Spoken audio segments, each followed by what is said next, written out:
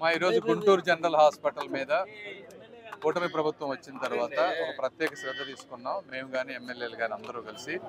ఎందుకంటే దీన్ని గత 5 సంవత్సరాలుగా పట్టించుకున్నటువంటి పరిస్థితి లేదు. చాలా చోట్ల ఎక్విప్మెంట్ షార్టేజ్ ఉంది. అదేవిధంగా ఇది ట్రైనింగ్ ప్లేస్, అంటే డాక్టర్లు వీళ్ళందరూ రెసిడెంట్స్ డాక్టర్గా వీళ్ళందరూ ట్రైన్ అవుతారు, నర్సులు కానీ అందరూ. ఇలాంటి ప్లేస్లో మంచి ఎక్విప్మెంట్ ఉండాలి. అయితే రాష్ట్ర ఆర్థిక పరిస్థితి దృష్ట్యా ఎక్కడెక్కడ సిఎస్ఆర్ నిధుల అవకాశం ఉంటుందో అవన్నీ తీసుకొచ్చి ఇంపార్టెంట్ ఎక్విప్మెంట్ అంతా తీసుకొస్తా ఉన్నాం.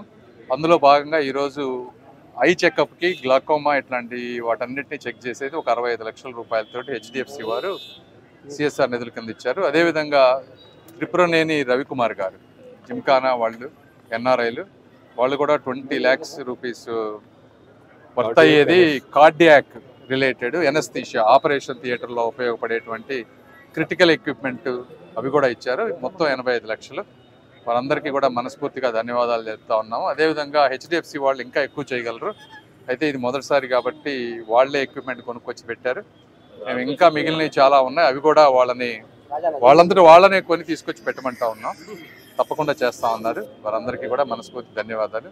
అదేవిధంగా ఈరోజు గుంటూరు జనరల్ హాస్పిటల్ 1 year క్రితంకి ఈరోజు చూస్తే లిఫ్ట్లు పనిచేస్తున్నాయి, సిటీ స్కాన్లు పనిచేస్తున్నాయి, ట్రాఫిక్ ఒక పద్ధతి ప్రకారం వస్తుంది, కంప్లైంట్స్ చాలా వరకు తగ్గినాయి, చాలా ఎక్విప్మెంట్ యాడ్ చేసాం, కొత్త బెడ్స్ నేను రిలీజ్ చేసాం, కొత్త వెంటిలేటర్స్ తీసుకొచ్చాం, ఇలా ఎన్నో తీసుకొస్తా ఉన్నాం. వాటన్నిటికీ సహకరిస్తున్నటువంటి హెచ్డిఎఫ్సి కమిటీ ఒకటి వేసాం. ఆ కమిటీకి సారథ్యం వహిస్తున్నటువంటి నజీర్ గారు, కమిటీ సభ్యులు అందరికీ కూడా మనస్ఫూర్తిగా ధన్యవాదాలు.